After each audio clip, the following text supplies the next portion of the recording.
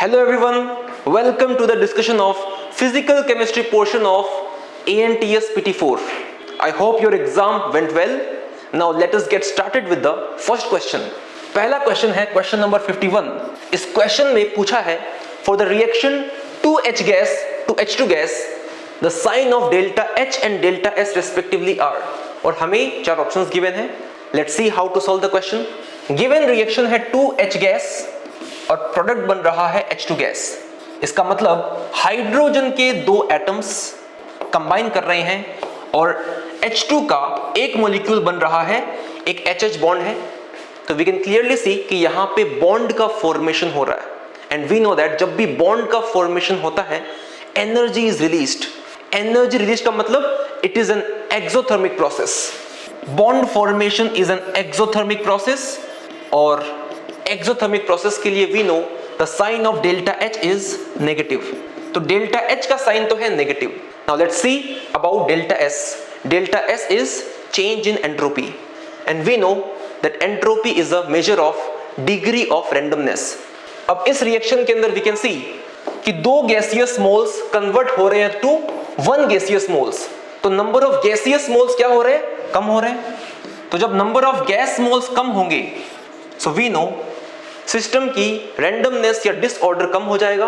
और जब सिस्टम में रैंडमनेस ही कम हो जाएगी तो ऑब्वियसली एंट्रोपी भी कम हो जाएगी. और जब एंट्रोपी कम हो जाएगी that means change in entropy delta S this will be negative. तो डेल्टा H भी नेगेटिव है और डेल्टा S भी नेगेटिव है. तो गिवन ऑप्शंस में हमारा आंसर होगा option D minus comma minus. Now let's solve question number 52.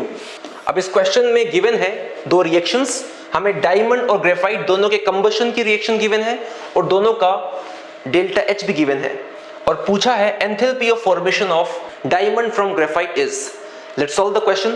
तो पहली रिएक्शन ये गिवन है कार्बन डायमंड प्लस O2 बन रहा है CO2. इस रिएक्शन के लिए डेल्टा H1 ये हमें गिवन है -395 किलो जूल. और सेकेंड इक्वेशन गिवन है कार्बन ग्रेफाइट प्लस O2 बन रहा है CO2. एंड सेकेंड रिएक्शन के लिए enthalpy change let's say delta H2 इसकी वैल्यू गिवन है -393. और हमें फाइंड करना है enthalpy of formation of diamond from graphite. तो formation of diamond from graphite इसके लिए रिएक्शन हो जाएगी 1 मोल डायमंड का बनेगा फ्रॉम ग्रेफाइट. तो इस रिएक्शन का जो एंथैल्पी चेंज है that is the enthalpy of formation of diamond from graphite. तो हमें इस रिएक्शन का जिसे मान लेते हैं ये है रिएक्शन 3, हमें इसका enthalpy change delta H3 find करना है. नाउ इक्वेशन 3 या रिएक्शन 3 को हम ऑब्टेन कर सकते हैं अगर हम रिएक्शन 2 में से रिएक्शन 1 को सबट्रैक्ट करें. Reaction 2 minus reaction 1 will give us reaction 3. So equation 2 minus equation 1 this will give us equation 3. so this means delta H3 third reaction का जो एंथैल्पी चेंज है that will be delta H2 minus of delta H1. तो अगर हम values put करें this becomes delta H2 है -393 minus of delta H1 है -395 and this is equal to +2 kilojoule. so given options में the answer will be option A plus 2.0 kilojoule. Now there is solve question number 53. अब इस question में पूछा है what is the entropy change when 1 mole of oxygen gas expands isothermally and reversibly from an initial volume of 10 liter to 100 liter at 300 Kelvin. और चार options given है. Let's solve the question. So entropy change का formula हमें पता है delta S is equal to NCV ln T2 by T1 plus NR ln V2 by V1.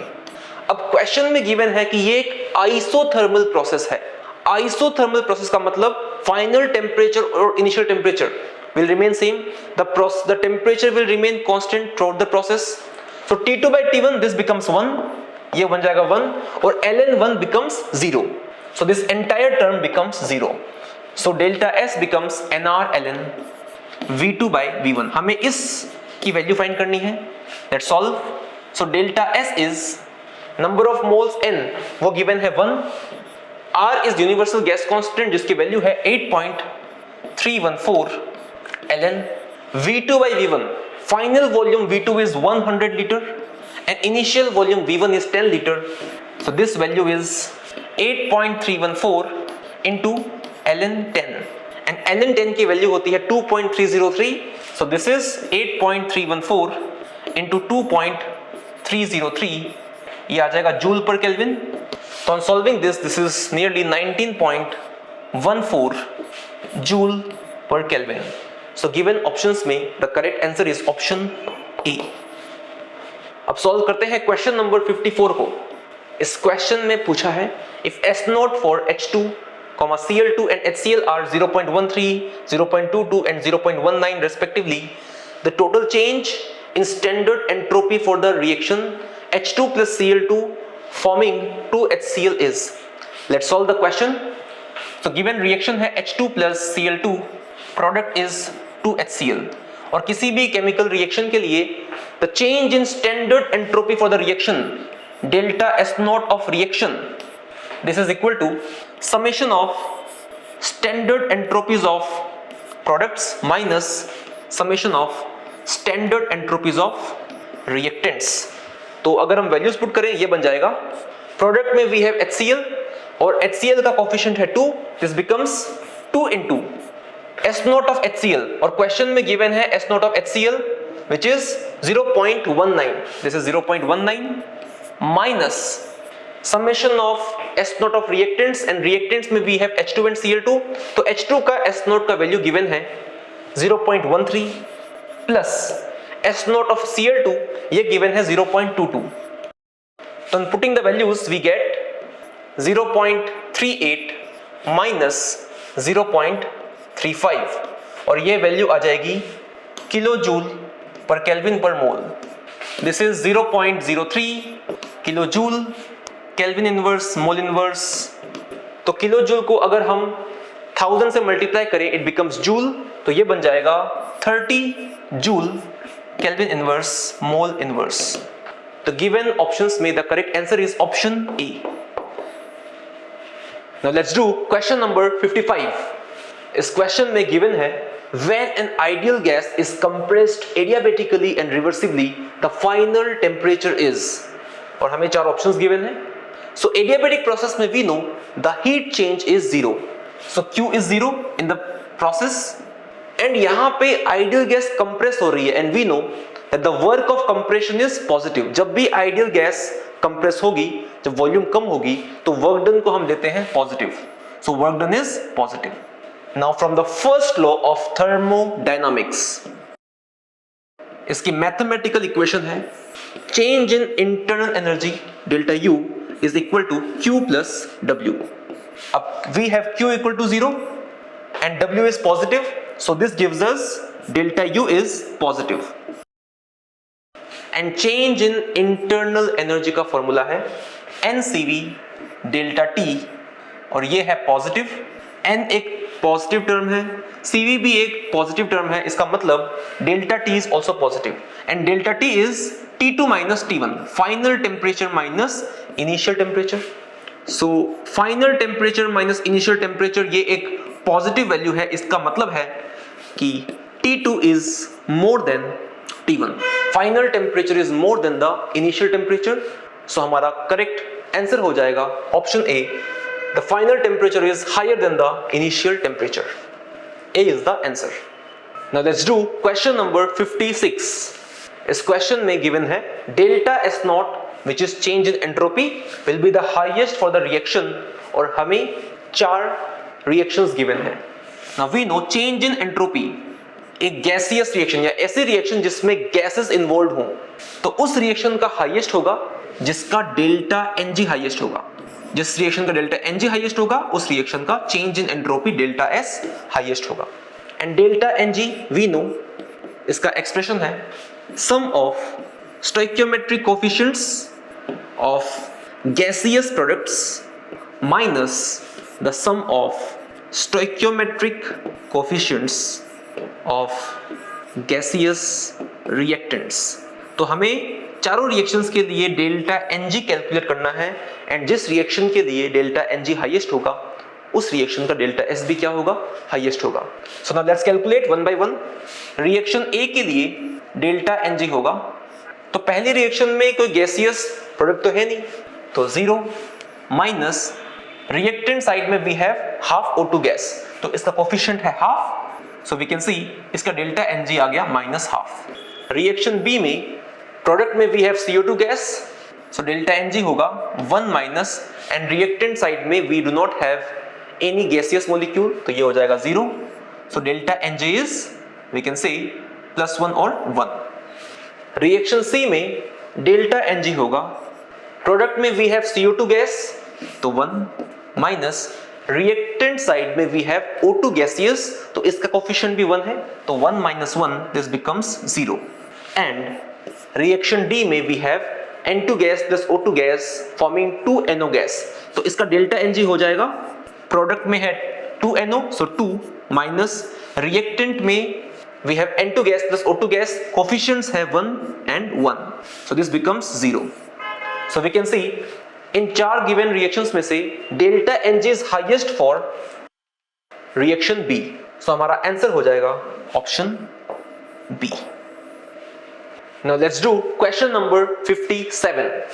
इस question में given है the internal energy change when a system goes from state A to B is 40 kilojoule per mole. If the system goes from A to B by a reversible path and returns to state A by an irreversible path, what would be the change in internal energy? तो system state A से जा रहा है state B पे, और question में given है ये एक रिवर्सिबल पाथ है, और B से वापस A पे आ रहा है एक इरिवर्सिबल पाथ से। तो यहां पे we can see system A से B पे गया, वापस से A पे आ गया, तो ये एक साइक्लिक प्रोसेस है, क्योंकि final state is the same as initial state. Final state is the same as initial state, and we know that internal energy is a state function. ये एक स्टेट फंक्शन है, इसकी वैल्यू सिर्फ state पे depend करती है और path पे डिपेंड नहीं करती। एंड क्योंकि ये एक साइक्लिक प्रोसेस है, final state and initial state same है, तो इंटरनल एनर्जी में भी कोई चेंज नहीं होगा। इसका मतलब change in internal energy delta U this will be equal to 0. So given options से हमारा आंसर हो जाएगा option B, option D 0. Now let's do question number 58. इस क्वेश्चन में given है an ideal gas expands at a constant external pressure of 2 atmosphere by 20 liter and absorbs 10 kilojoule of heat from surrounding. What is the change in internal energy of the system? तो हमें given है कि जो ideal gas है या system है वो surrounding से 10 किलोजूल ऑफ हीट एब्जॉर्ब कर रहा है। सो इस प्रोसेस का हीट चेंज Q ये हो जाएगा plus 10 kilojoule which is equal to 10,000 joule, और साइन पॉजिटिव इसलिए है क्योंकि सिस्टम में एनर्जी या सिस्टम हीट एब्जॉर्ब कर रहा है, तो we take the sign as positive. And work done, constant external pressure पे we know the work done is minus P delta V। तो माइनस एक्सटर्नल प्रेशर हमें गिवन है 2 atmosphere, this is 2 ATM, and change in volume delta V ये question में given है 20 litres, so this is equal to minus 40 litre atmosphere, and litre atmosphere को अगर हम joule में कन्वर्ट करें so we have to multiply by 101.3, so ये हो जाएगा माइनस 40 इंटू 101.3 जूल, एंड इसकी value is minus 4052 joule. This comes out to be minus 4052 joule on solving. Now from the first law of thermodynamics, change in internal energy delta U is equal to Q plus W. So Q की value है 10,000 joule and work done W है minus 4052 joule, and this value, this comes out to be 5948 joule. So given option से हमारा answer हो जाएगा option B. So that is question number 58. Now let's do question number 59. इस question में given है if the bond energies of HH, Br, Br and HBr are 433, 192 and 364 kilojoule per mole respectively, the delta H naught for the reaction H2 plus Br2 forming 2HBr is, तो given reaction है H2 plus Br2 and product बन रहा है 2HBr. So H2 के एक molecule में we have HH single bond, Br2 के एक मॉलिक्यूल में we have Br single bond और HBr के एक मॉलिक्यूल में we have HBr single bond और दो मॉलिक्यूल HBr के बन रहे हैं. एंड बॉन्ड एनर्जीज के टर्म्स में किसी भी रिएक्शन के लिए डेल्टा H का एक्सप्रेशन होता है summation of bond energy of reactants, पहले आता है इसमें bond energy of reactants minus summation of bond energies of products. So अगर हम वैल्यूज पुट करें तो ये बन जाएगा डेल्टा H इज रिएक्टेंट्स में we have H2 and Br2, तो ये हो जाएगा bond energy of H2 which is HH bond plus bond energy of Br2 which is Br bond minus summation of bond energy of products and products में we have HBr का coefficient 2 है, so 2 से multiply करेंगे and bond energy of HBr molecule. तो अगर हम values put करें this becomes equal to bond energy of HH है 433 plus bond energy of Br है 192 minus 2 into bond energy of HBr है 364 एंड यूनिट है किलो जूल पर मोल. और values अगर हम पुट करें तो on solving we get the answer minus 103 kilo joule per mole. तो गिवन ऑप्शंस में हमारा आंसर हो जाएगा option A. So A is the answer. Now let us do question number 60. इस क्वेश्चन में गिवन है an extensive property of system among the given state functions is, और हमें 4 ऑप्शन गिवन है. तो extensive property of a system वो properties होती हैं जो अमाउंट ऑफ सब्सटेंस पे डिपेंड करती हैं. अगर अमाउंट बढ़ाएंगे तो अगर प्रॉपर्टी की वैल्यू बढ़ जाए that is an extensive property, और अगर अमाउंट पे डिपेंड ना करे उसे बोलते हैं इंटेंसिव प्रॉपर्टी. तो इंटेंसिव प्रॉपर्टी और एक्सटेंसिव प्रॉपर्टी के एग्जांपल्स आपके क्लास नोट्स में भी लिखवाए गए हैं. तो ऑप्शंस देखते हैं. Option A temperature. अब टेम्परेचर अमाउंट पे डिपेंड नहीं करेगा, ये एक इंटेंसिव प्रॉपर्टी है. टेम्परेचर इज इंटेंसिव, तो ये एक्सटेंसिव नहीं है.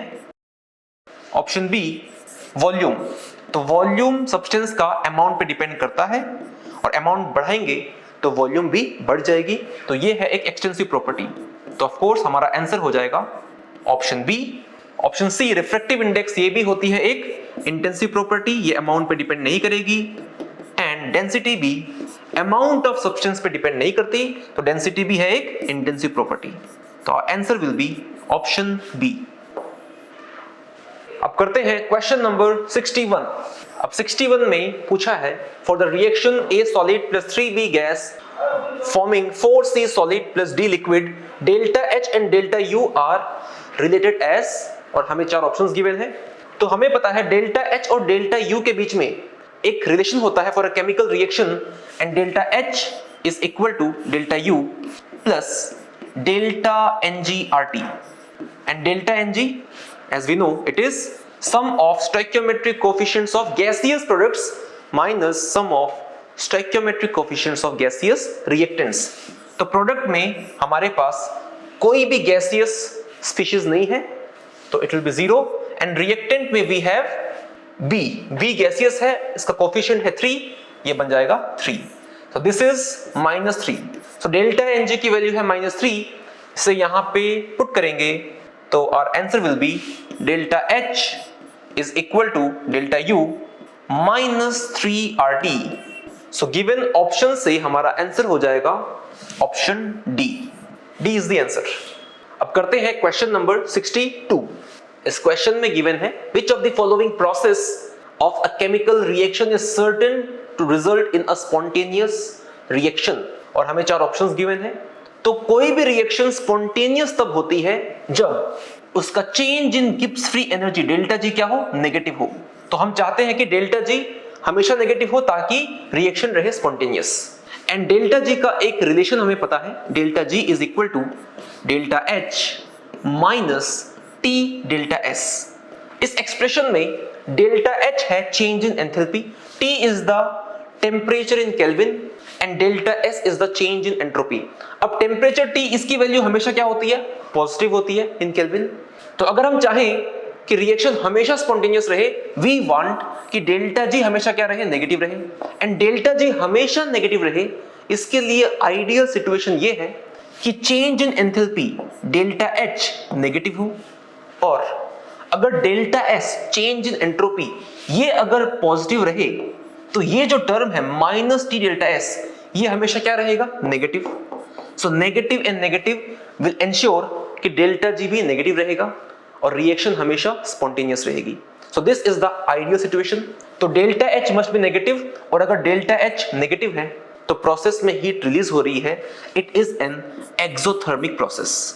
एंड डेल्टा एस पॉजिटिव है, मतलब कि चेंज इन एंट्रोपी पॉजिटिव है, रिएक्शन में सिस्टम में एंट्रोपी बढ़ रही है, और एंट्रोपी बढ़ने का मतलब डिसऑर्डर बढ़ना, रैंडमनेस बढ़ना। This means increasing disorder. तो आंसर होगा एक्सोथर्मिक एंड इंक्रीजिंग डिसऑर्डर, और ये गिवन ऑप्शंस में गिवन है ऑप्शन सी में। तो answer is option C, exothermic and increasing disorder. अब करते हैं क्वेश्चन नंबर 63। इस क्वेश्चन में मेंशन है the mixing of non reacting gases is generally accompanied by, and we are given 4 options. So let us understand. Let's say हमारे पास दो gases हैं, gas A and gas B। तो जब सिर्फ गैस A था तो इसमें जो कोलिजन्स थे वो गैस A के मॉलिक्यूल्स के बीच में थे, गैस B में जो कोलिजन्स थे वो गैस B के मॉलिक्यूल्स के बीच में थे।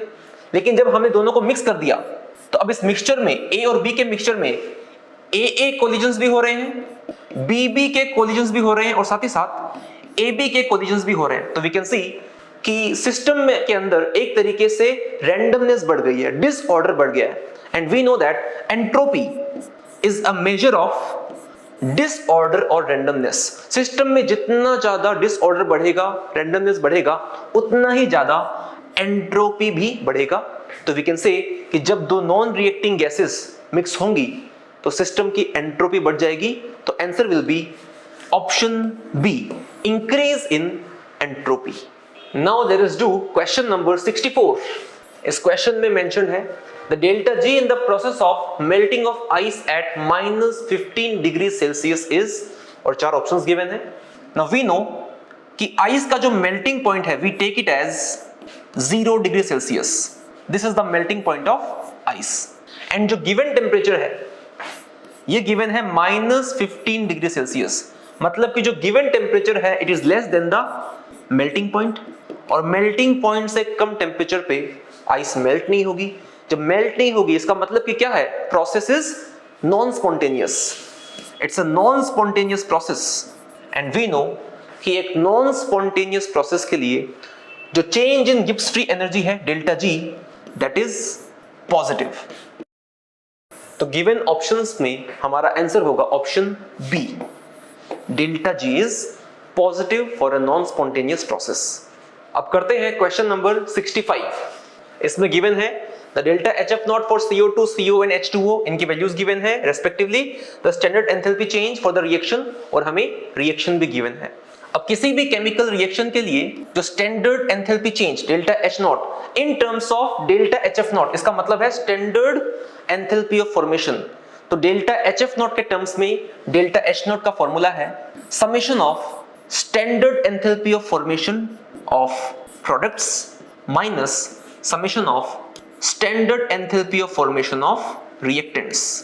सो अगर हम देखें प्रोडक्ट्स में we have H2O and CO, तो ये बन जाएगा delta HF0 of H2O gas plus delta HF0, हमारे पास CO गैस भी है प्रोडक्ट में, delta HF0 of CO gas, और रिएक्टेंट्स में we have CO2, so delta HF0 of CO2 gas, and we have H2 gas, so delta HF0 of H2 gas.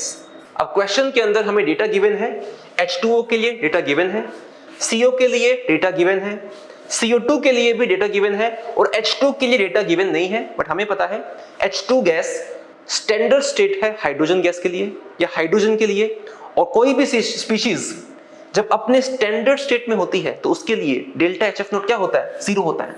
तो ये question में वैल्यू गिवन नहीं है, बट वी नो इसकी value क्या होती है, 0। Now we can put the values तो अगर हम वैल्यूज पुट करें, दिस बिकम्स H2O के लिए डेल्टा HF नोट गिवन है -241.8 प्लस, उसके बाद CO गैस है, CO गैस के लिए डेटा गिवन है -110.5, ये हो गया प्रोडक्ट्स, माइनस रिएक्टेंट्स में वी हैव CO2, उसके लिए डेटा गिवन है -393.5 प्लस H2 के लिए वी नो इट इज 0. तो on solving this the value comes out to be 41.2 kilo joule. तो गिवन ऑप्शंस में the answer will be option B 41.2. Now let's do question number 66. तो question में given है the latest energy of NaCl is 780 kilojoule per mole. The enthalpy of hydration of Na plus gas and Cl minus gas ions, उनका data भी given है और पूछा है the enthalpy of solution of NaCl solid. Let's do the question. So हमें चाहिए enthalpy of solution of NaCl, उसके लिए रिएक्शन हो जाएगी NaCl solid, इसका बनाएंगे हम सॉल्यूशन, इसमें ऐड करेंगे excess of water and we get a solution of NaCl aqueous. और क्योंकि NaCl एक स्ट्रॉन्ग इलेक्ट्रोलाइट है, ये कंप्लीटली अपने आयंस में डिसोसिएट हो जाएगा, Na plus aqueous and Cl minus aqueous. तो हमें इस प्रोसेस का एंथैल्पी चेंज फाइंड करना है, which is the enthalpy of solution of NaCl solid. और हमें क्वेश्चन में डेटा गिवन है लेटेस्ट एनर्जी का और एंथैल्पी ऑफ हाइड्रेशन का, तो हमें बनाना पड़ेगा एक बॉर्न हेबर साइकिल. सो NaCl solid को हम कन्वर्ट कर लेंगे इसके कॉन्स्टिट्यूएंट गैसियस आयंस में, जो कि होंगे Na plus gas plus Cl minus gas. और जब भी हम एक मोल सॉलिड को, एक मोल आयनिक सॉलिड को उसके कॉन्स्टिट्यूएंट गैसियस आयंस में कन्वर्ट करते हैं, सो उस प्रोसेस में जो एनर्जी रिक्वायर्ड है that is equal to the latest energy of NaCl, जिसकी वैल्यू क्वेश्चन में गिवन है 780 किलो जूल पर मोल. तो इस प्रोसेस में इतनी एनर्जी रिक्वायर्ड है. इसके बाद अगर हम देखें Na प्लस कन्वर्ट हो रहा है to Na plus aqueous, Na plus gas से Na प्लस एक्वस, तो इस प्रोसेस की जो एंथैल्पी चेंज है that is the enthalpy of hydration of Na plus gas. और enthalpy of hydration of Na plus gas, इसका डेटा गिवन है -406. तो इस प्रोसेस का एंथैल्पी चेंज है -406 किलो जूल पर मोल. सिमिलरली Cl माइनस भी कन्वर्ट हो रहा है टू Cl माइनस एक्वस, तो इस प्रोसेस का एंथैल्पी चेंज है enthalpy of hydration of Cl minus gas, और उसका डेटा गिवन है -364 किलो जूल पर मोल. तो we have a Born Haber cycle ready. हमारे पास दो अल्टरनेट पाथ है, एक पाथ ये है और एक है ये अल्टरनेट पाथ. और इस पाथ, इन दोनों पाथ में जो एंथैल्पी चेंज है वो सेम होगा अकॉर्डिंग टू हेस लॉ. तो अगर हम हेस लॉ अप्लाई करें, we can say the enthalpy of solution of NaCl solid, this is equal to latest energy of NaCl solid plus enthalpy of hydration of Na plus gas plus enthalpy of hydration of Cl minus gas. तो अगर हम values put करें, this comes out to be 780 और hydration, enthalpy of hydration of Na plus given है -406 plus enthalpy of hydration of Cl minus, ये given है -364. On solving this we get 10 kilo joule per mole. तो given options में हमारा answer हो जाएगा option B. अब करते हैं क्वेश्चन नंबर 67. इस क्वेश्चन में पूछा है at temperature 300 kelvin an ideal gas expands in volume from 10 to the power -3 cubic meter to 10 to the power -2 cubic meter against a constant pressure of 10 to the power 5 Newton per meter square. The work done is, तो constant external pressure पे work done का formula हमें पता है, it is -P external into delta V which is V2 minus V1. तो अगर हम values put करें, this is minus external pressure given है SI यूनिट में 10 to the power 5, final volume V2 हमें गिवन है 10 to the power -2 minus initial volume given है 10 to the power -3, और सारी वैल्यूज SI में है, सो ये आ जाएगा जूल में.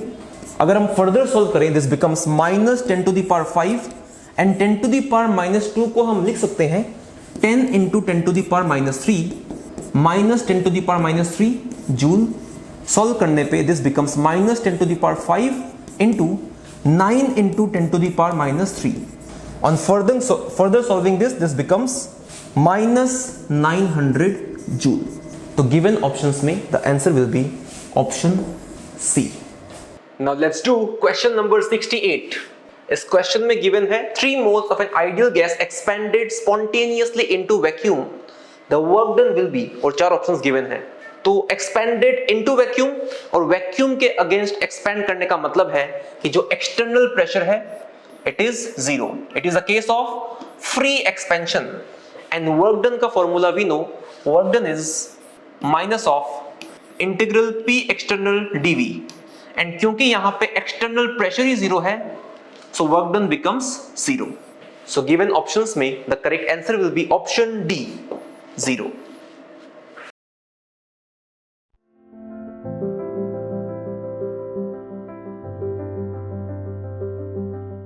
ठीक है, तो ऑर्गेनिक केमिस्ट्री का क्वेश्चन नंबर 69 देखते हैं.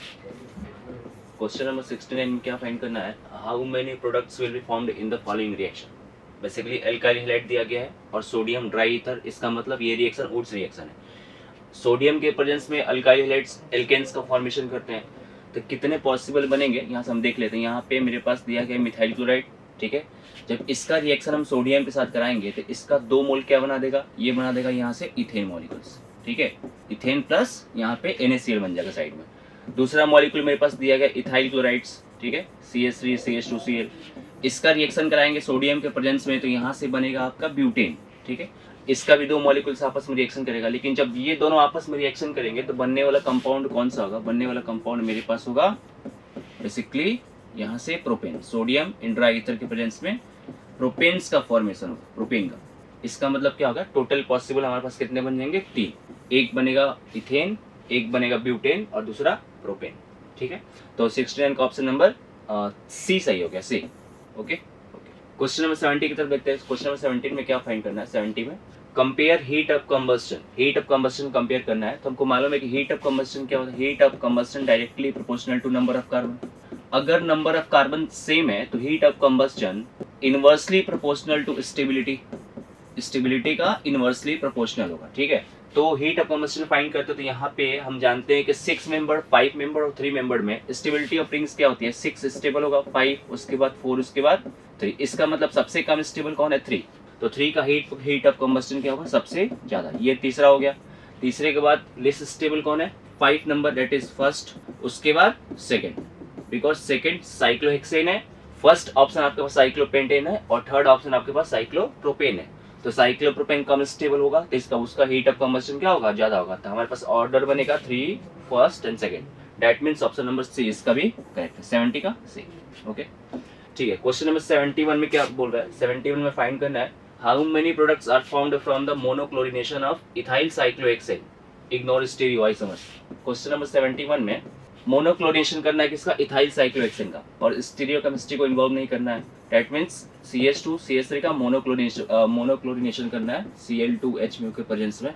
तो इसका मैकेनिज्म क्या होता है, फ्री रेडिकल मैकेनिज्म. इसका मतलब जितने भी पॉसिबल CH बॉन्ड है वहां से आपको H को हटा के Cl को लगाना होता है. दैट मीन्स यहाँ से ये फर्स्ट कार्बन, ये सेकेंड कार्बन पे आपने क्या लगा दिया, Cl. तो ये पहला ऑप्शन बन गया, ठीक है. उसके बाद जस्ट ये साइक्लोहेक्सेन के बगल वाले कार्बन पे आप Ca लगाएंगे तो यहाँ से आपके पास दूसरा ऑप्शन बन गया है ना, क्लोरीनेशन करना है, हैलोजिनेशन ऑफ एल्केन्स. उसके बाद तीसरा ऑप्शन है साइक्लोहेक्सेन पे, यहाँ पे Ca लगाइए. उसके बाद फोर्थ ऑप्शन क्या है, ध्यान से देखिएगा.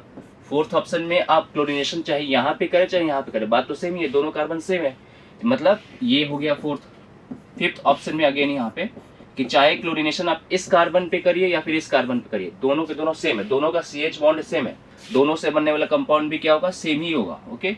और फिर लास्ट ऑप्शन क्या है यहाँ पे, इसका मतलब टोटल मोनोक्लोरिनेशन कितना हो गया, टोटल मोनोक्लोरिनेशन आपका हो गया 6, ठीक है. 1 2 3 4 5 6. तो इसका ऑप्शन क्या हो जाएगा, 71 का A, ठीक है. क्वेश्चन नंबर 72 की तरफ देखते हैं. क्वेश्चन नंबर 72 में बोला है कि पहले ब्रोमिनेशन कराया गया, ठीक है, रेडिकल मैकेनिज्म H-म्यू. उसके बाद sodium dry ether, that means इसका मतलब वुड्स रिएक्शन, ठीक है. तो 72 क्वेश्चन नंबर में ब्रोमिनेशन कराओगे तो सारे के सारे कार्बन क्या है, सेम. ये कहीं भी CH बॉन्ड को हटा के और HBr लगा दो, सॉरी Br लगा दो, तो ये आपके पास क्या बन गया, ब्रोमोसाइक्लोहेक्सेन। क्या बन गया, ब्रोमोसाइक्लोहेक्सेन, 1 ब्रोमोसाइक्लोहेक्सेन। अब इसका अगर हम ऊर्ज रिएक्शन करा देंगे सोडियम ट्राईथर के प्रेजेंस में, तो यहाँ से ये बॉन्ड ब्रेक होगा, एक रेडिकल यहाँ पे, रेडिकल यहाँ पे, और ये इसके 2 मोल्स आपस में कंबाइन करके क्या बना देंगे, ये कंपाउंड का फॉर्मेशन करेंगे। ठीक है, बहुत आसान क्वेश्चन है, ऑप्शन नंबर ए इसका सही होगा, 72 का option number A. Okay, question number 73। Question number 73 में क्या फाइंड करना है, in which of the following alkenes will a hydrogen shift occur upon addition of HCl, है ना, electrophilic addition reaction of alkenes है, और पूछ रहा है किसके केस में रीअरेंजमेंट होगा, हाइड्रोजन शिफ्ट होगा। तो पहले केस में देखने से ही लग रहा है कि नहीं होगा, वैसे भी करके देख लेते हैं। देखिए, जब इलेक्ट्रोफिलिक एडिशन रिएक्शन होगा और इसके ऊपर HCl का H+ अटैक करेगा, तो उसके केस में ये पाई बॉन्ड ऐसे ब्रेक होगा, तो बनने वाला कार्बोकेटाइन क्या हो गया, बनने वाला आपके पास कार्बोकेटाइन ही आपका ये 3 डिग्री बन गया। अब इसका रीअरेंजमेंट पॉसिबल नहीं है क्योंकि पहले से ही मैक्सिमम स्टेबल है, तो पहले ऑप्शन में कोई भी रीअरेंजमेंट आपका नहीं होगा। सेकेंड ऑप्शन में क्या है, सेकेंड ऑप्शन में अगर यहाँ पे इलेक्ट्रोफिलिक एडिशन में H+ अटैक करेगा तो ये बॉन्ड बाहर की तरफ ब्रेक होगा, ताकि बनने वाला कार्बोकेटाइन क्या बने, स्टेबल बने, 2nd डिग्री। ठीक है, अब इसका भी रीअरेंजमेंट नहीं होगा बिकॉज यहाँ से यहाँ भी आएगा तो 2nd डिग्री ही होगा, है ना, और अल्फा H भी कम हो जाएगा, मतलब इसका भी रीअरेंजमेंट पॉसिबल नहीं है। अगर मैं इस कार्बोकेटाइन को यहाँ से उठा के यहाँ पे लेके आऊँ हाइड्रोजन शिफ्ट करने के बाद, तो यहाँ भी बनने वाला कार्बोकेटाइन 2nd डिग्री होगा, है ना, और इससे कम स्टेबल होगा बिकॉज इसका अल्फा H क्या होगा, कम। तीसरे केस में हम देखते हैं, तीसरे केस में भी आप बॉन्ड को ब्रेक करेंगे कैसे, अंदर की तरफ, तो यहाँ से भी बनने वाला कार्बोकेटाइन का भी कोई भी रीअरेंजमेंट नहीं होगा बिकॉज ये 2nd डिग्री कार्बोकेटाइन है, और रीअरेंज भी होगा तो 2nd डिग्री ही बनेगा, और रीअरेंजमेंट तभी होता है जब बनने वाला कार्बोकेटाइन पहले से ज्यादा स्टेबल हो। ओके, ऑप्शन नंबर डी में साफ साफ दिख रहा है यहाँ पे कि ऑप्शन नंबर डी में रीअरेंजमेंट होगा। देखिए, H+ अगर इस एल्कीन के पास जाएगा तो बाहर की तरफ बॉन्ड ब्रेक होगा, और बाहर की तरफ जब बॉन्ड ब्रेक होगा तो बनने वाला कार्बोकेटाइन 2nd डिग्री हो गया, है ना। अब यहाँ से अगर मैं हाइड्रोजन शिफ्ट कराऊं 1 to हाइड्राइड शिफ्ट, तो रीअरेंजमेंट के बाद जो कार्बोकेटाइन आपका बनेगा वो कार्बोकेटाइन बेसिकली बन चुका है 3 डिग्री कार्बोकेटाइन।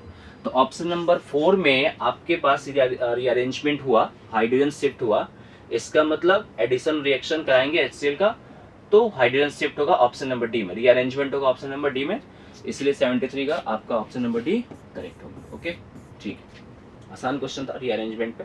क्वेश्चन नंबर 74 में क्या बोल रहा है कि ये वाले मेरे पास एक कंपाउंड दिया गया बेंजीन, ठीक है, क्वेश्चन नंबर 74 है, और यहाँ पे basically addition reaction of water किया गया है, और यहाँ पे जो एडिशन ऑफ वाटर किया गया उसमें OH लास्ट वाले कार्बन पे लगा है, इसका मतलब anti Markovnikov rule, anti Markovnikov addition of water, और anti Markovnikov addition of water में कौन सा रिएजेंट यूज करेंगे, पहला क्या है आपके पास, हाइड्रोबोरेशन ऑक्सीडेशन, और आपको पहले से ही मालूम है कि हाइड्रोबोरेशन ऑक्सीडेशन में एंटी मार्कोनिकॉफ रूल ही लगता है, anti Markovnikov addition of water. Anti Markovnikov क्या होता है, एंटी मार्कोनिकॉफ रूल ये बोलता है कि निगेटिव पार्ट वहां पे लगेगा जहां पे नंबर ऑफ H क्या होगा, ज्यादा होगा। तो इस कार्बन पे H कितने हैं, 2 CH2, इस कार्बन पे H कितना है, 1, तो OH कहाँ लगेगा, वाटर में निगेटिव पार्ट हो गया, OH- कहाँ लगेगा, लास्ट वाले कार्बन पे, तो ये एल्कोहल बन गया। इसका मतलब ऑप्शन है 74 का सही होगा, बाकी सही नहीं है, आप देख सकते हैं, hydration of water, Markovnikov addition, oxymercuration, demercuration, Markovnikov addition, ठीक है। तो 74 का ए, हाइड्रोबोरेशन ऑक्सीडेशन में एंटी मार्कोनिकॉफ लगा, OH उस कार्बन पे लगा जहां पे नंबर ऑफ H क्या है, ज्यादा है, ठीक है। ओके, क्वेश्चन नंबर 75 में, 75 क्वेश्चन में क्या करना है, ये भी बेसिकली इलेक्ट्रोफिलिक एडिशन रिएक्शन ही है, जिसमें हमारे पास साइक्लोहेक्सिन है, और यहाँ पे दिया गया है H+ और यहाँ पे दिया गया है मेथनॉल CH3OH, ठीक है। तब यहाँ से सबसे पहले एल्कीन पे H+ का एडिशन होगा इलेक्ट्रोफिलिक, तो ये बॉन्ड को आप कैसे भी ब्रेक कर लीजिए, नीचे की तरफ ब्रेक किया तो H कहाँ पे आ जाएगा, यहाँ पे, अब यहाँ पे बन गया एक कार्बोकेटाइन, ठीक है।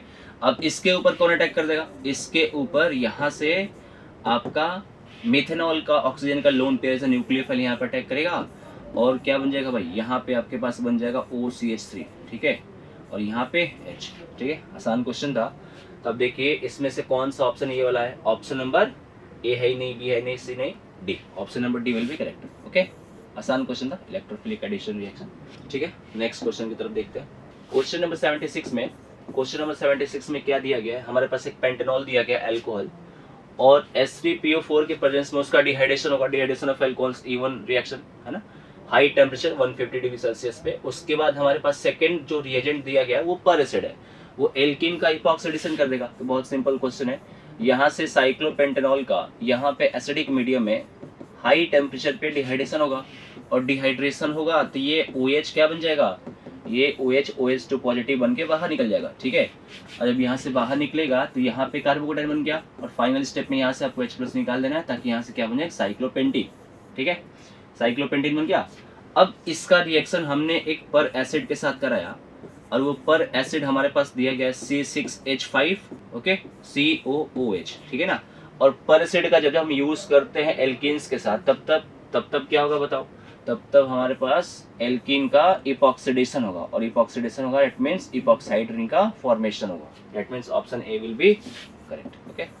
पहले हुआ डिहाइड्रेशन ऑफ अल्कोहल, एल्कीन बन गया, एल्कीन का इपॉक्सीडेशन करा दिया तो इपॉक्साइड बन गए, ठीक है। ऑप्शन नंबर ए सही होगा, 76 का इपॉक्साइड का फॉर्मेशन, ओके। क्वेश्चन नंबर 77 में देखिए, क्वेश्चन नंबर 77 देखते हैं क्या है। क्वेश्चन नंबर 77 में हमारे पास एक साइक्लोपेंटीन है, और साइक्लोपेंटीन का रिएक्शन कराया गया NBS के साथ। NBS होता है N ब्रोमोसक्सिनामाइड, जिसका काम होता है अलाइलिक एंड बेंजाइलिक पोजीशन पे हेलोजिनेशन करना, दैट मींस ब्रोमिनेशन करना।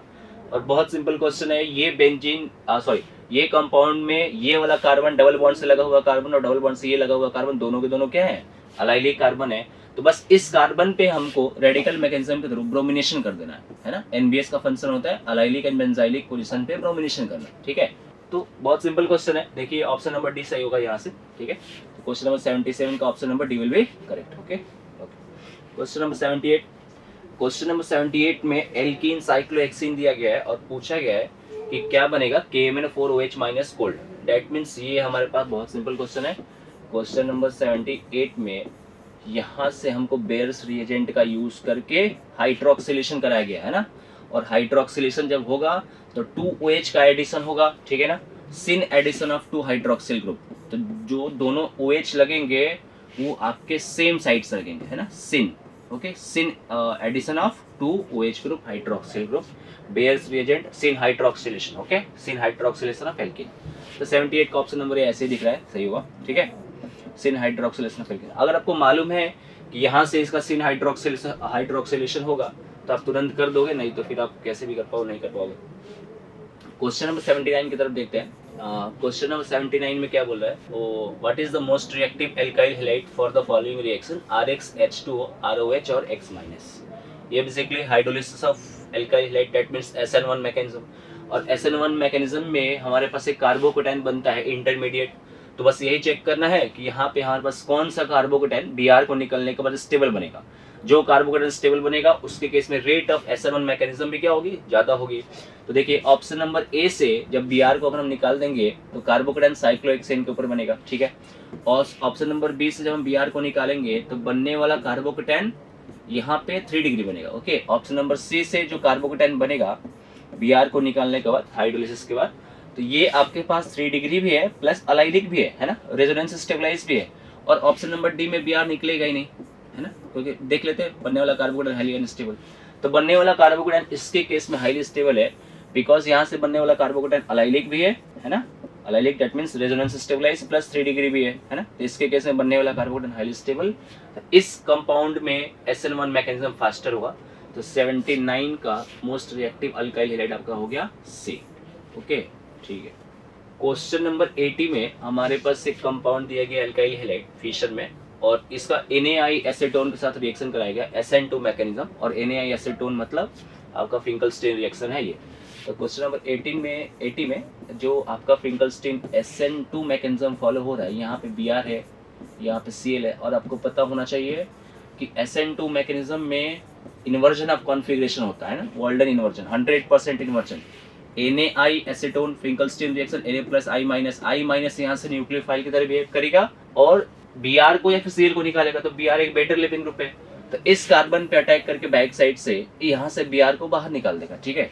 तो बनने वाला कंपाउंड देखिए क्या, यहाँ पे आपके पास एक कार्बन, ये मिथाइल, ये एज इट इज रहेगा, और जब यहाँ से I- पीछे से अटैक करेगा तो I- का बॉन्ड यहाँ बनेगा, ओके, और H ये कहाँ ट्रांसफर हो जाएंगे, राइट साइड में, ठीक है।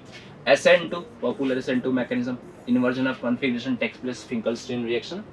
तो इसमें आपका ऑप्शन नंबर देखिए क्या है, ये कंपाउंड कौन सा है, ये कंपाउंड है आपके पास ए, ठीक है, नहीं सॉरी, ये कंपाउंड है आपका सी विल बी करेक्ट, ठीक है। 80 का option number C will be correct, okay. Question number 81 को सॉल्व करते हैं।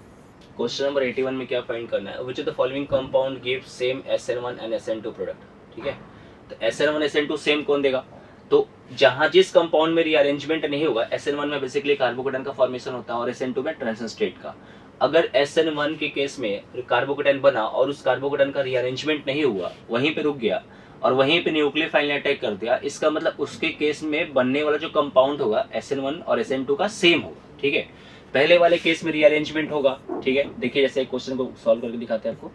यहाँ से जब Cl निकलेगा SN1 में, तो ये बन गया कार्बोकेटाइन सेकंड डिग्री, ये खुद को रीअरेंज करेगा 1,2 हाइड्राइड शिफ्ट, है ना, मालूम है ना, यहाँ से H ट्रांसफर होगा और 1,2 हाइड्राइड शिफ्ट होने के बाद यहाँ पे आपके पास क्या बन गया, ये हो गया आपके पास रेजोनेंस स्टेबलाइज कार्बोकेटाइन, है ना, अलाइली कार्बोकेटाइन, और यहाँ पे न्यूक्लियोफाइल लग गया, ये आपका SN1 में कैंसर मान के चलते हैं। ठीक है, अगर इसका हम SN2 कराते हैं तो इसमें कोई कार्बोकेटाइन नहीं बनता, SN2 में कोई कार्बोकेटाइन नहीं बनता, जहां पे लिविंग ग्रुप है वहीं पे न्यूक्लियोफाइल आ जाएगा। ठीक है, इसका मतलब इसका SN1 का और SN2 का कंपाउंड डिफरेंट हो गया, है ना।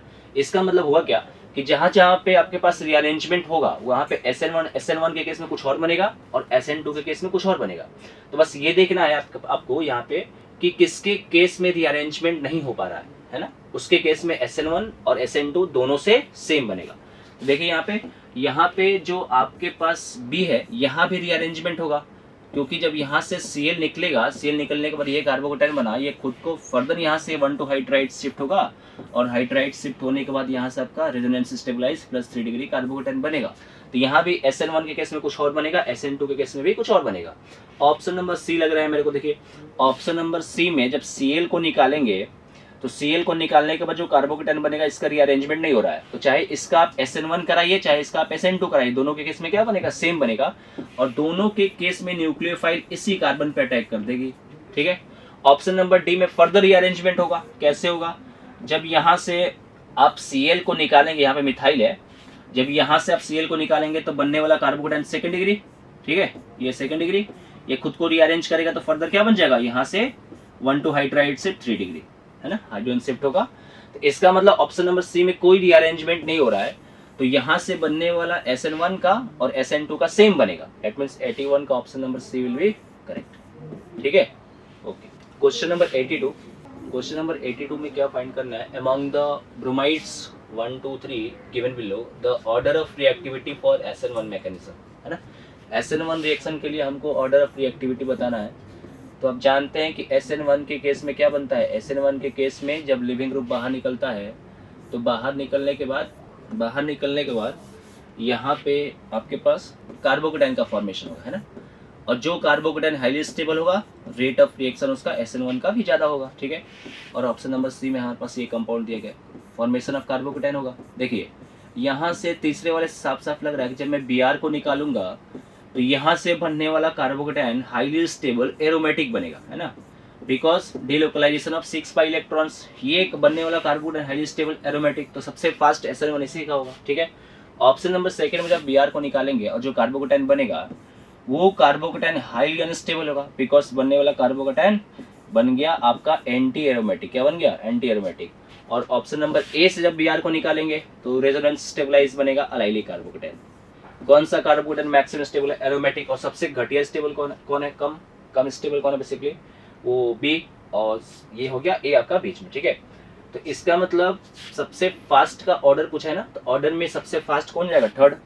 ठीक है, थर्ड के बाद जाएगा फर्स्ट, फर्स्ट के बाद जाएगा सेकंड। ठीक है, ओके, इसका मतलब आपका ऑर्डर हो गया third, first, second, option A will be correct.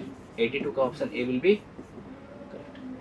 Question number 83 को देखते हैं। क्वेश्चन नंबर 83 में क्या है कि मेरे पास एक कंपाउंड दिया गया है, उसका E2 रिएक्शन कराने के बाद पूछा है कि इसमें सबसे स्टेबल या फिर सबसे मेजर प्रोडक्ट कौन सा बनेगा। ठीक है, तो जो मेरे पास रिएक्टेंट दिया गया ये है, एल्कीन है, और यहाँ पे आपका Br लगा कर दिया गया। इसका E2 रिएक्शन कराएंगे तो E2 रिएक्शन में क्या होता है, अल्फा कार्बन से हेलोजन निकलेगा, और ये जो आपके पास बीटा कार्बन से, यहाँ से 2 बीटा कार्बन है ना, तो यहाँ से H निकलेगा तो एल्कीन का फॉर्मेशन होगा। तो एक एल्कीन बनेगा आपका ये वाला, और एक एल्कीन बनेगा आपका, जब यहाँ से H निकलेगा तो बनने वाला एल्कीन ये होगा, और जब ये वाला H निकलेगा ये वाला, तो बनने वाला एल्कीन कैसा होगा, रेजोनेंस स्टेबलाइज नहीं होगा। और ये वाली एल्कीन क्या है, मतलब यहाँ पे कॉन्जुगेशन है और यहाँ पे कॉन्जुगेशन नहीं है, तो ये वाली एल्कीन मोर स्टेबल है बिकॉज ऑफ कॉन्जुगेशन। आप जानते हैं इसका मतलब मेजर बनेगा ये क्या बन गया, ये बन गया मेजर, और ये बन गया आपके पास माइनर। इसका मतलब ऑप्शन बी मेजर बनेगा, ठीक है, ऑप्शन बी ये वाला। दैट मीन्स 83 का option B will be correct. Okay, question number 84 को सॉल्व करते हैं। क्वेश्चन नंबर 84 में बोला है कि कौन सा कंपाउंड का डिहाइड्रो हैलोजिनेशन सबसे फास्ट होगा, मोस्ट इजीली होगा। तो डिहाइड्रो हैलोजिनेशन का मतलब एल्कीन्स है ना, एल्कीन बनेगा। एलिमिनेशन रिएक्शन के बाद एल्कीन अगर स्टेबल बनती है तो डिहाइड्रो हैलोजिनेशन भी क्या होगा, फास्टर होगा। देखिए यहाँ से अगर मैं पहले कंपाउंड का डिहाइड्रो हैलोजिनेशन कराऊंगा तो यहाँ से H को निकालूंगा और H को निकालने के बाद यहाँ से Cl को निकालूंगा, तो कौन सा एल्कीन बन गया, बनने वाला एल्कीन मोस्ट स्टेबल बेंजीन बन गया है ना। तो इसका डिहाइड्रो हैलोजिनेशन रिएक्शन बहुत फास्टर होगा है ना। तो option A will be correct because बनने वाला एल्कीन एरोमेटिक बन गया ना, हाईली स्टेबल बन गया, ठीक है। तो 84 में जो ऑप्शन ए है दैट मीन्स फर्स्ट कंपाउंड, उसका dehydro halogenation elimination reaction faster होगा बिकॉज वहां से बनने वाले एल्कीन क्या है, हाईली स्टेबल। ओके, ठीक है। तो क्वेश्चन नंबर 85 को देखते हैं। Why is the alkyl halide below not capable of undergoing an E2 reaction upon treatment with sodium ethoxide? हाँ, हमारे पास एक रिएक्टेंट मॉलिक्यूल है और ये आपका E2 रिएक्शन नहीं देगा, इसका रीजन बताना है ना। यहाँ पे CH3 दोनों के दोनों CH3 कहाँ पे, ऊपर की तरफ। तो आपको पता होना चाहिए E2 रिएक्शन जो होता है बेसिकली E2 रिएक्शन एक एंटी एलिमिनेशन रिएक्शन होता है। एंटी एलिमिनेशन रिएक्शन का मतलब क्या होता है कि बेस बीटा पोजीशन से उस H को निकालता है जो Br के अपोजिट प्लेन में हो। That means anti periplanar hydrogen को बेस निकालेगा सोडियम इथॉक्साइड। ये आपका अल्फा कार्बन हो गया और ये दोनों कार्बन कैसे हो गए, बीटा कार्बन। बीटा कार्बन देखिए CH3 दोनों जगह पे क्या, ऊपर की तरफ, तो H कहाँ पे होगा, यहाँ पे दोनों H नीचे की तरफ होगा, H है ना। यहाँ भी H कहाँ होगा, नीचे की तरफ। इसका मतलब अपोजिट प्लेन में आपके पास H है ही नहीं, यहाँ पे एंटी एलिमिनेशन हो ही नहीं सकता, एंटी पेरीप्लेनर हाइड्रोजन नहीं है, इसीलिए E2 रिएक्शन यहाँ पे नहीं होगा, ठीक है। ऑप्शन चेक करते हैं। ऑप्शन ए क्या बोल रहा है, Br minus is too poor as a leaving group, possible नहीं है। ऑप्शन बी क्या है, the substrate is too hindered, hindrance का कोई यहाँ पे फैक्टर नहीं है, ठीक है। ऑप्शन सी चेक करते हैं। ऑप्शन सी में क्या है, too much angle strain, angle strain cyclohexane में कोई मतलब ही नहीं बनता है ना। ऑप्शन डी देखिए, the CH and CBr bonds which need to be break can not achieve an anti periplanar orientation.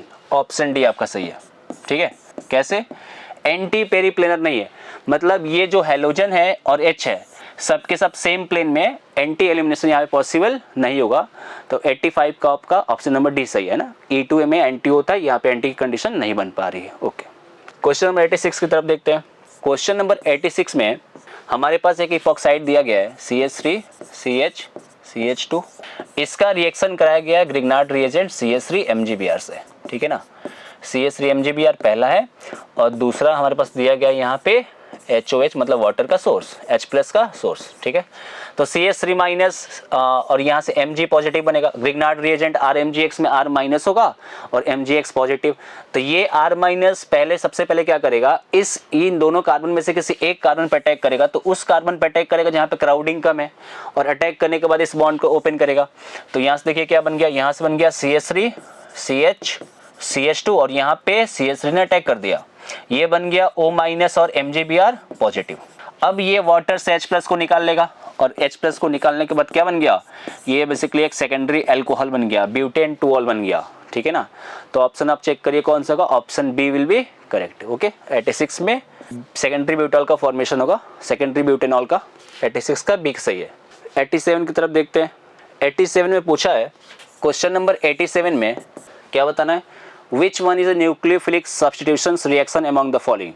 तो पहला रिएक्शन है प्रोपीन का वाटर के साथ एसिडिक मीडियम में, प्रोपीन का रिएक्शन वाटर के साथ एसिडिक मीडियम में, तो ये बेसिकली है क्या, ये इलेक्ट्रोफिलिक एडिशन रिएक्शन है ना। मार्कोनी का एडिशन होगा, प्रोपेन 12 का फॉर्मेशन होगा, ये रिएक्शन हमारे पास बन गया electrophilic addition reaction of alkene. Okay, second reaction है जो मेरे पास, ये ऑप्शन ए था, ऑप्शन बी में एल्डिहाइड का रिएक्शन कराया आपका RMgX के साथ, ठीक है। RMgX में R माइनस और न्यूक्लियोफिलिक एडिशन रिएक्शन होगा ये, है ना। यहाँ से नेगेटिव यहाँ पे अटैक करेगा और ये तो क्या बन गया RCH, यहाँ पे R और ये बन गया O minus MgX positive. Solution से H+ लेके यहाँ पे OH हो जाएगा, मतलब ये आपका रिएक्शन हो गया न्यूक्लियोफिलिक एडिशन रिएक्शन। पहला क्या था, इलेक्ट्रोफिलिक एडिशन ऑफ एल्कीन्स, है ना, हाइड्रोकार्बन्स में। ऑप्शन सी की तरफ देखेंगे तो ऑप्शन सी में बेसिकली है क्या कि ऑप्शन सी में यहाँ पे लास्ट कार्बन पे जो आपके पास Br है, ठीक है, लास्ट कार्बन में जो आपके पास Br है उसको अमोनिया ने रिप्लेस कर दिया, NH3 ने, ठीक है, अमोनिया ने उसको रिप्लेस कर दिया। तो ये बेसिकली आपका बन चुका है न्यूक्लियोफिलिक सब्स्टिट्यूशन रिएक्शन। ये अमोनिया कलून पर अटैक करेगा यहाँ पे, यहाँ से Br बाहर निकल गया तो क्या बन गया भाई, 1 2 3 4, हाँ बेसिकली यहाँ पे इस कार्बन पे मिथाइल था, है ना, तो यहाँ पे ये, और यहाँ से Br जब रिप्लेस होगा 4th कार्बन से तो यहाँ पे आ जाएगा NH2। ये आपका न्यूक्लियोफिलिक सब्स्टिट्यूशन हो गया, है ना, SN reaction. Okay, option number 4 को देखें। ऑप्शन नंबर डी में क्या है देख लीजिए, मतलब ऑप्शन सी आपका सही होगा, CH3CHO हाइड्रोजन साइनाइड, मतलब addition reaction, nucleophilic addition reaction, ठीक है। साइनोहाइड्रिन का फॉर्मेशन होगा, ये एल्डिहाइड है, HCN का एडिशन कराएंगे तो साइनोहाइड्रिन का फॉर्मेशन होगा, ये न्यूक्लियोफिलिक एडिशन रिएक्शन हो गया। तो ऑप्शन सी आपका सही है, that means nucleophilic substitution reactions कौन सी है, ऑप्शन सी। ऑप्शन ए था आपके पास electrophilic addition reaction of alkene, option B था न्यूक्लियोफिलिक एडिशन रिएक्शन, और ऑप्शन डी भी क्या था, न्यूक्लियोफिलिक एडिशन रिएक्शन ही है। ओके, ऑप्शन सी आपका न्यूक्लियोफिलिक सब्स्टिट्यूशन रिएक्शन है। तो 87 का option C will be correct, ये 87 था, 87 का option C will be correct. Okay okay, question number 88 की तरफ देखते हैं। क्वेश्चन नंबर 88 में सेकेंडरी अल्कोहल का रिएक्शन कराया गया है मेरे पास ग्रिग्नार्ड रिएजेंट के साथ, और पूछा है क्या बनेगा। ये आपके पास सेकेंडरी अल्कोहल है ब्यूटेन 12, इसका रिएक्शन कराया गया है इथाइल मैग्नीशियम ब्रोमाइड के साथ। Ethyl magnesium bromide Grignard reagent है ना, C2H5 MgBr, इसके ऊपर निगेटिव, इसके ऊपर पॉजिटिव। तो यहाँ पे सबसे पहले क्या होगा, एसिड बेस रिएक्शन होगा, ये निगेटिव इस H+ को एक्सेप्ट कर लेगा, एब्स्ट्रैक्ट कर लेगा।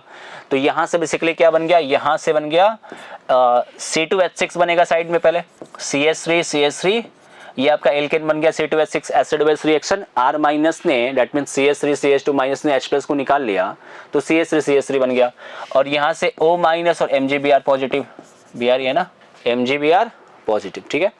तो देखिए यहाँ से आपके पास option C will be correct 88 का।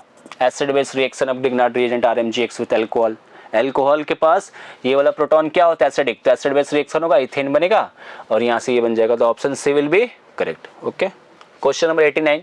क्वेश्चन नंबर 89 में क्या दिया गया आपके पास, सेकेंडरी अल्कोहल दिया गया और उसका रिएक्शन कराया गया HBr के साथ।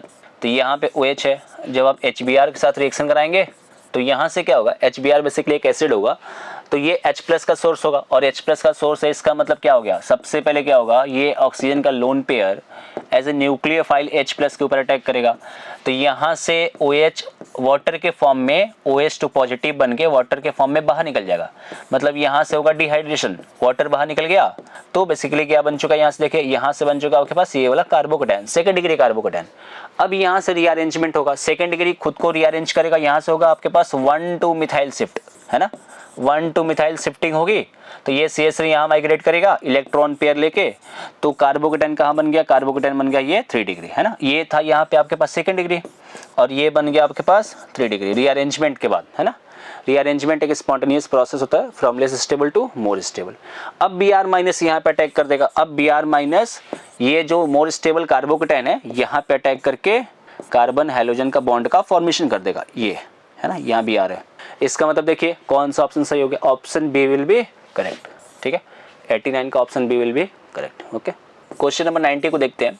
Which of the following alcohol is least reactive towards acid catalyzed dehydration? Dehydration of alcohol से कार्बोकेटाइन बनेगा, है ना, E1 रिएक्शन है, कार्बोकेटाइन का फॉर्मेशन होता है।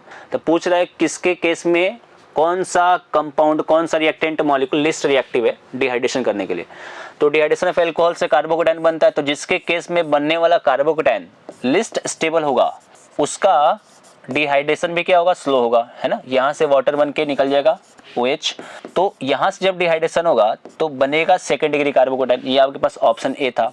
जब ऑप्शन बी की बात करते हैं तो अगर इसका डिहाइड्रेशन होगा तो डिहाइड्रेशन होने के बाद ये जो कार्बोकेटाइन बनेगा बेसिकली वो आपका प्राइमरी कार्बोकेटाइन होगा, फर्स्ट डिग्री 1 डिग्री। सी की बात करें तो सी के केस में जब कार्बोकेटाइन बनेगा वो कार्बोकेटाइन आपका होगा 3 डिग्री, है ना, तो ये मोर स्टेबल है, 3 डिग्री कार्बोकेटाइन ज़्यादा स्टेबल होता है। और अगर डी की बात करें तो डी में जब डिहाइड्रेशन होगा तो डिहाइड्रेशन होने के बाद जो कार्बोकेटाइन बन रहा है बेसिकली वो कार्बोकेटाइन रेजोनेंस स्टेबलाइज होगा। तो जिसके केस में कार्बोकेटाइन सबसे कम स्टेबल होगा उसका रेट ऑफ डिहाइड्रेशन सबसे कम होगा। तो ऑप्शन बी के केस में देख सकते हैं 1 डिग्री कार्बोकेटाइन, ये वाला सेकंड डिग्री कार्बोकेटाइन, यहाँ पे 3 डिग्री कार्बोकेटाइन, और ये second degree plus resonance stabilise carbocation. तो बी के केस में बनने वाला कार्बोकेटाइन 1 डिग्री है, तो इसके केस में इसका डिहाइड्रेशन सबसे स्लो होगा। तो 90 का ऑप्शन नंबर बी आपका सही होगा।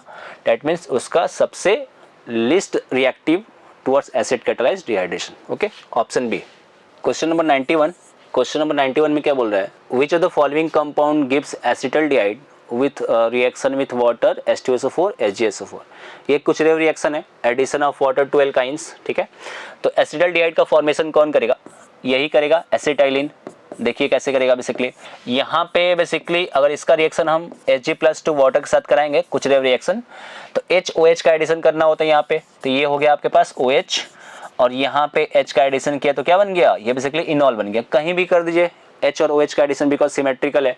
तो यहाँ से जब कीटोइनॉल टॉटोमेरिज्म होगा, कीटोइनॉल टॉटोमेरिज्म, तो ये इनॉल एल्डिहाइड में चेंज होगा, और वो एल्डिहाइड बेसिकली आपका एसिटल्डिहाइड होगा। बाकी केस में आप देखेंगे तो बाकी केस में अगर हम एडिशन ऑफ वाटर करेंगे तो एल्काइंस के केस में वहां से आपका कीटोन बनेगा, है ना, और addition reaction of alkene that means C और डी में करेंगे वाटर का एडिशन, तो अल्कोहल बनेगा, एसिटल्डिहाइड का फॉर्मेशन नहीं होगा।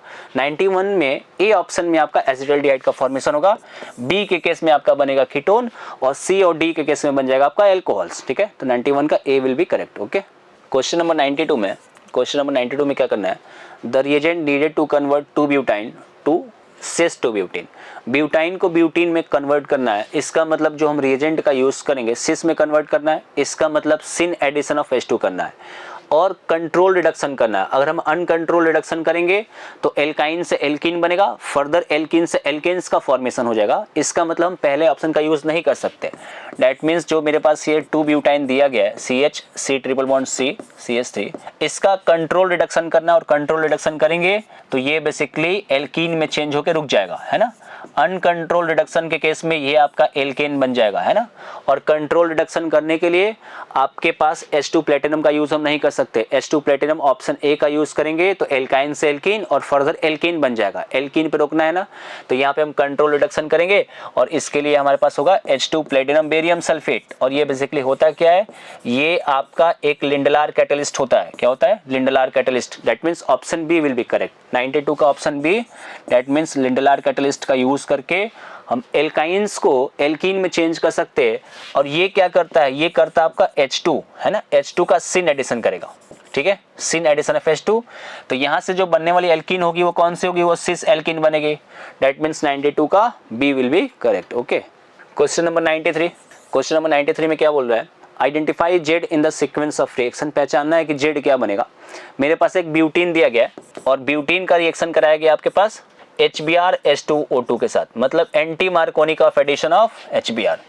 Anti Markovnikov addition of HBr होगा तो यहाँ से निगेटिव पार्ट वहाँ पे लगता है जहाँ पे नंबर ऑफ कार्बन्स क्या होते हैं? ज़्यादा। दैट मीन्स यहाँ पे CH2 है ना, और यहाँ पे CH है, तो यहाँ पे आपके पास Br लग गया, और यहाँ पे आपके पास क्या लग गया? H लग गया। ये CH2 होंगे, है ना, ये CH3 होगा। ये आपके पास HBr का एडिशन हो गया एंटी मार्कोनिक ऑफ। फिर अब इसका रिएक्शन हम करा रहे हैं C2H5ON है ना, सोडियम इथॉक्साइड के साथ, ठीक है।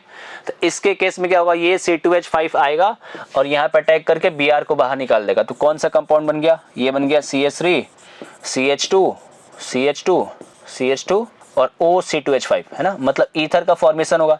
यहाँ से SN2 रिएक्शन होगा, एलिमिनेशन नहीं होगा। एलिमिनेशन के केस में जनरली हीटिंग दिया गया होता है ना, हीटिंग एलिमिनेशन की पहचान होती है।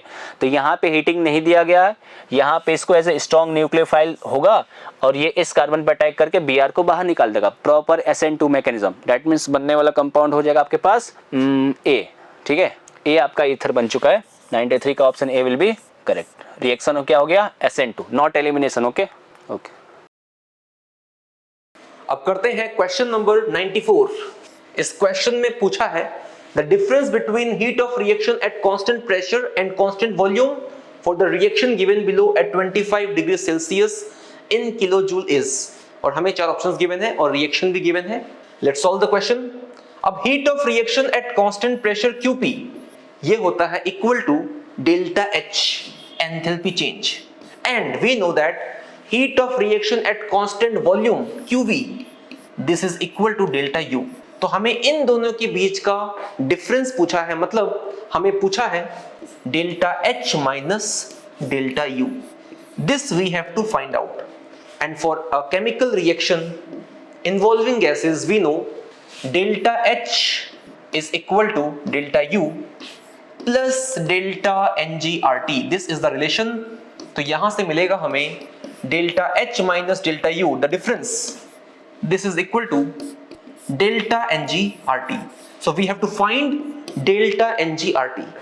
अब गिवन केमिकल रिएक्शन के लिए delta Ng is equal to delta Ng we know ये होता है sum of stoichiometric coefficients of gaseous products minus sum of stoichiometric coefficients of gaseous reactants. तो इस गिवन रिएक्शन में प्रोडक्ट्स में गैसियस स्पीशीज है कार्बन डाइऑक्साइड CO2, इसका coefficient है 12, माइनस रिएक्टेंट्स में जो गैसियस स्पीशीज है वो है ऑक्सीजन, इसका कोफिशिएंट है 15। So 12 minus 15 this is equal to -3। ये है delta Ng। So delta NgRT, delta H minus delta U, this is equal to delta NgRT। Delta Ng है -3, गैस कांस्टेंट R उसकी value होती है 8.314 joule per kelvin per mole, but question में given है we need in kilo joule, तो हम इसे 1000 से डिवाइड कर देंगे। एंड टेम्परेचर गिवन है 25 डिग्री सेल्सियस, बट केल्विन में ये हो जाएगा 25 plus 273 which is equal to 298 kelvin.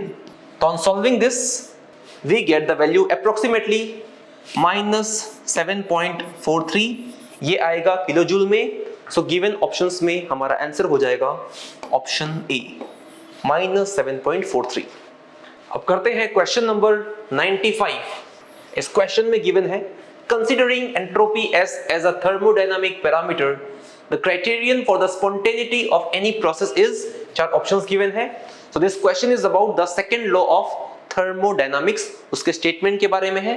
Now according to second law of thermodynamics we know कि किसी भी स्पॉन्टेनियस प्रोसेस में entropy of universe increases, entropy of universe increases. This is from second law of thermodynamics. इसका मतलब delta S universe is positive and delta S universe is delta S system plus delta S surrounding.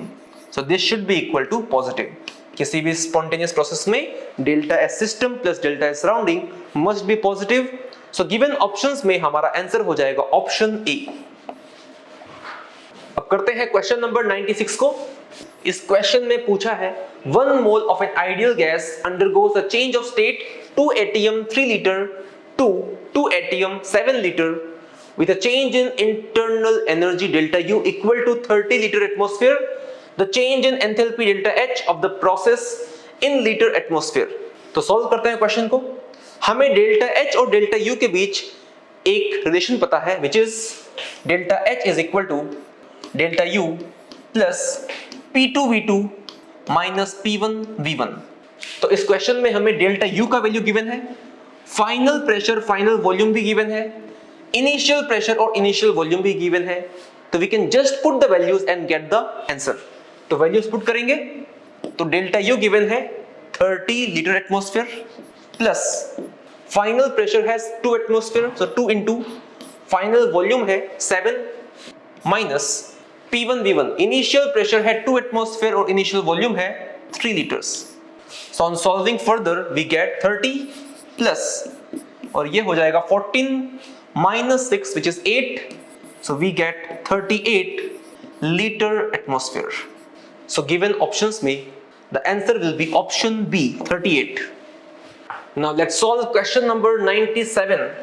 इस question में पूछा है what is the melting point of benzene if delta H fusion इसकी value given है 9.95 kilojoule per mole and delta S fusion 35.7 joule per Kelvin per mole. Let's solve the question. तो हमें एक relation पता है entropy change in the fusion process delta S fusion is equal to enthalpy change in the fusion process delta H fusion, and fusion का मतलब है melting, so we have temperature melting point. This is the relation. तो यहां से मिलेगा हमें melting point temperature equal to delta H fusion by delta S fusion.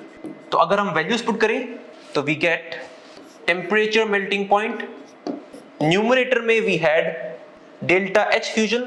Delta H fusion हमें question में गिवन है 9.95 kilo joule per mole. Kilo joule को if we convert to joule will multiply by 1000, this becomes joule per mole divided by, और delta S fusion है 35.7 joule per Kelvin mole. So on solving this, we get approximately 278.7 Kelvin. So given options में the answer is option B. अब solve करेंगे हम question number 98 को.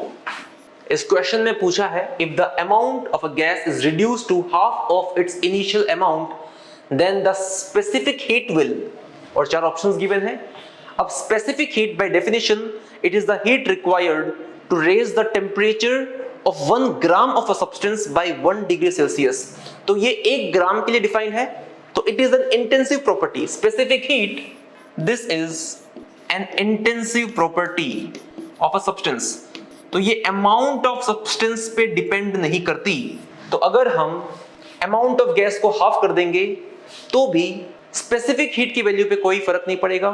It will remain constant. So answer will be option C. It will remain constant क्योंकि it is an intensive property. अब solve करेंगे हम question number 99 को.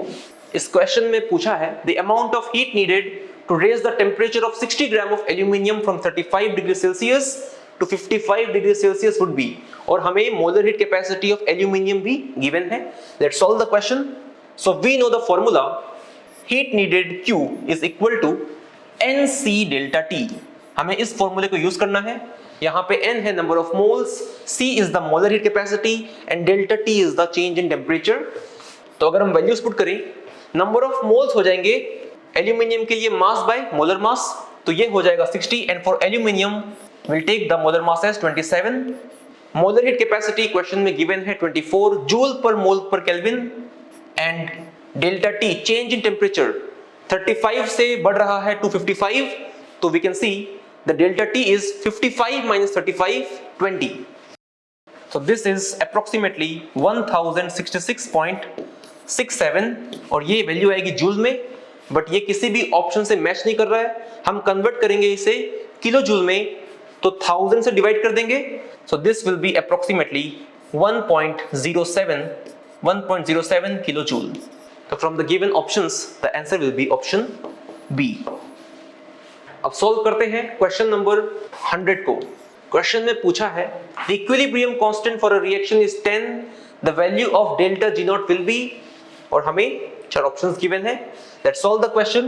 तो हमें एक रिलेशन पता है, डेल्टा G naught होता है -2.303 RT log base 10 पे इक्विलिब्रियम कांस्टेंट. तो हमें R की वैल्यू गिवन है, टेम्परेचर की वैल्यू गिवन है और इक्विलिब्रियम कांस्टेंट की वैल्यू भी गिवन है. We just need to put the values. तो ये बन जाएगा delta G naught equal to -2.303, R is 8.314, temperature is 300 and log 10 which is equal to 1. So this is nearly equal to -5744 joule per mole. तो ये किसी भी option में given नहीं है, तो एक काम करेंगे, इसे हम 1000 से डिवाइड कर देंगे. This becomes -5.74, approximately -5.74 kilo joule per mole. तो गिवन ऑप्शंस में ऑप्शन ए मैच कर रहा है, तो आंसर इज ऑप्शन ए.